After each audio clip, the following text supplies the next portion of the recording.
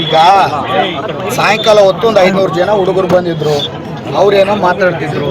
ಆ ಟೈಮ್ ಅವ್ರೇನೋ ಒಂದು ಕಲ್ಲು ಹೊಸೆಯೋದು, ಇವರೇನೋ ಒಂದು ಕಲ್ಲು ಹೊಸೆಯೋದು ಆಗಿದೆ. ಆ ಟೈಮಲ್ಲಿ ಒಂದು ಕಾನಿಸ್ಟೇಬಲ್ಗೆ ಒಂದು ಏಟ್ ಬಿದ್ದು, ಅದ್ರ ಪಕ್ಕಕ್ಕೆ ಸತೀಶ್ ಅವರಿಗೆ ಒಂದು ಏಟ್ ಬಿದ್ದಿದೆ ಅಂತೇಳಿ ನನ್ನ ಮಾಹಿತಿ. ಅದಕ್ಕೋಸ್ಕರ ನಾನು ಅಲ್ಲಿಂದ ಇಲ್ಲಿ ಬಂದರೆ ಅಷ್ಟೊತ್ತಿಗೆ, ಯಾಕಂದರೆ ಆ ಕಾರ್ಯಕ್ರಮವನ್ನು ಸಕ್ಸಸ್ ಮಾಡ್ಬೇಕಂತೇಳಿ ಒಂದು 2-3 ತಿಂಗಳಿಂದ ವಾಲ್ಮೀಕಿ ಅಜ್ಜಿಯವ್ರ ಕಾರ್ಯಕ್ರಮ ಮಾಡಬೇಕು, ಇಡೀ ವಾಲ್ಮೀಕಿ ಸಮುದಾಯಕ್ಕೆ ನಾವೊಂದು ಹೆಗ್ಗಳಿಕೆ ಆಗಿ ಹೇಳ್ಕೊಳಂಥ ಕಾರ್ಯ ನಾವು ಮಾಡ್ಬೇಕಂತೇಳಿ ನಾವು ನಾಗೇಂದ್ರಣ್ಣವರು, ಗಣೇಶ್ ಅಣ್ಣವ್ರು ಎಲ್ಲರೂ ಪ್ರಯತ್ನ ಮಾಡ್ತಿದ್ರೆ, ಆದರೆ ವಾಲ್ಮೀಕಿ ಅಜ್ಜನ ಹೆಸರು ಹೇಳ್ಕೊಂಡು ಇವತ್ತು ಬಳ್ಳಾರಿಯಲ್ಲಿ ರಾಜಕೀಯ ಮಾಡಿದಂಥವ್ರು ಇವತ್ತು ಅಜ್ಜನ ಅನಾವರಣ ಆಗಬಾರ್ದು, ಅಜ್ಜನ ಅನಾವರಣ ಆಗಬಾರ್ದು ಅಂತಿಲ್ಲ, ಅವ್ರ ಮೇಲೆ ಇಷ್ಟು ಮಾಡಿ ಕಾರ್ಯಕ್ರಮವನ್ನು ಮುಗಿಸ್ಬೇಕಂತ ನೋಡ್ತಿದ್ದಾರೆ ಅಂತಂದ್ರೆ ಇವತ್ತು ಬಳ್ಳಾರಿ ಜನತೆ ತಿಳ್ಕೊಬೇಕು, ರಾಜ್ಯ ಜನತೆ ತಿಳ್ಕೊಬೇಕು ಅಂತ ರಾಕ್ಷಸ.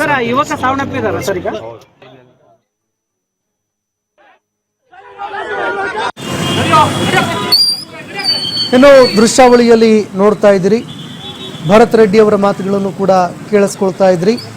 ವಾಲ್ಮೀಕಿ ಅಜ್ಜನವರ ಹೆಸರಲ್ಲಿ ರಾಜಕಾರಣ ಮಾಡಿದ್ರು, ಆದರೆ ಈಗ ಅವರ ಪುತ್ಥಳಿ ಅನಾವರಣ ಆಗೋದಕ್ಕೆ ಬಿಡ್ತಾ ಇಲ್ಲ. ಅವರ ಹೆಸರು ಹೇಳಿಕೊಂಡು ಅಧಿಕಾರಕ್ಕೆ ಬಂದವರು, ಅಧಿಕಾರವನ್ನ ಪಡ್ಕೊಂಡವರು ಈಗ ಅವರ ಪುತ್ಥಳಿ ಅನಾವರಣ ಆಗೋದಕ್ಕೆ ಬಿಡ್ತಾ ಇಲ್ಲ ಅಂತ ಗಂಭೀರ ಆರೋಪ ಮಾಡಿದ್ದಾರೆ. ಇನ್ನು ದೃಶ್ಯಾವಳಿಯಲ್ಲಿ ನೋಡ್ತಾ ಇದ್ದೀರಿ, ಜನಾರ್ದನ್ ರೆಡ್ಡಿ ಅವರು ಆ ಫೈರಿಂಗ್ ಆಗಿದ್ದಂತಹ ಬುಲೆಟ್ ಏನಿದೆ ಅದನ್ನು ತೋರಿಸ್ತಾ ಇದ್ದಾರೆ. ದೃಶ್ಯಾವಳಿಯಲ್ಲಿ ನೋಡ್ತಾ ಇದ್ದೀರಿ, ಫೈರಿಂಗ್ ಆಗಿದ್ದಂತಹ ಬುಲೆಟ್ ಅದು, ಅದರ ಅವಶೇಷ. ಇನ್ನು ಮತ್ತೊಂದೆಡೆ ಕಲ್ಲು ತೂರಾಟ ನಡೀತಾ ಇರೋದನ್ನು ಕೂಡ ದೃಶ್ಯಾವಳಿಯಲ್ಲಿ ನೋಡ್ತಾ ಇದ್ದೀರಿ.